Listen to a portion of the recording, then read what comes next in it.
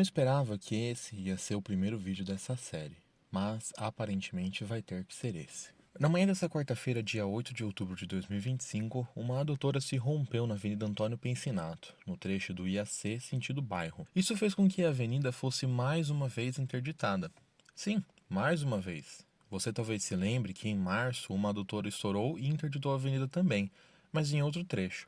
E daquela vez, a avenida ficou interditada do dia 18 de março a 11 de abril. A Avenida Antônio Pencinato é de grande importância para a locomoção de todos da região, em especial nos horários de pico. Isso porque é uma ligação normalmente menos movimentada ao Parque Industrial e Fazgran, na região do Vetor Oeste, evitando assim a congestionada rodovia Dom Gabriel. Mas, assim como na primeira vez, a única medida realizada para resolver o problema do trecho interditado foi transformar o sentido centro em via de mão dupla. Só isso. Nesse vídeo, vou explicar em detalhes o que se pode fazer como medida emergencial para resolver este problema. O primeiro ponto é a alteração das linhas de ônibus. A primeira coisa a se fazer é colocar mais ônibus nas linhas 942 e 947, que conectam o terminal Eloy Chaves aos terminais Central e Hortolândia, respectivamente. Além disso, a realocação dos ônibus da linha 943 e 974 para serviços especiais. O primeiro, saindo do terminal central, segue pela Avenida Antônio Pencinato até chegar no terminal Eloy Chaves.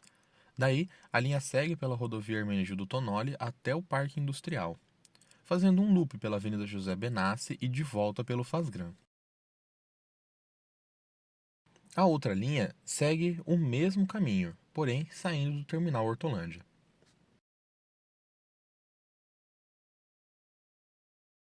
Além disso, há a adição de linhas alimentadoras para o Distrito Industrial, saindo dos terminais Central e Hortolândia.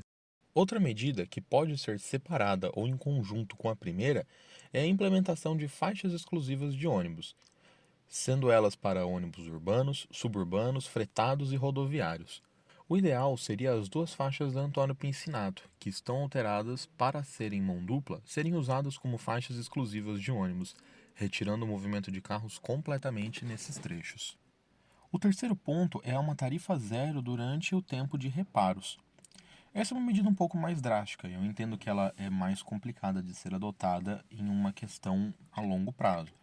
Porém, pelo menos durante este período onde está mais turbulento a situação, porque ela vai trazer um maior conforto para os passageiros que já usam o serviço, mas também irá servir como um incentivo extra aos que podem passar a usar este serviço ao longo desse tempo de operação emergencial. Eu vou deixar na descrição desse vídeo um link para o mapa interativo que eu fiz dessas linhas e da localização do corredor que vocês estavam vendo aí até agora. Aplicando essas três dicas, o uso dos carros irá ser desincentivado nos dias que os reparos vão precisar, ajudando a aliviar o trânsito fora do comum e mantendo a cidade em ordem em um momento de caos.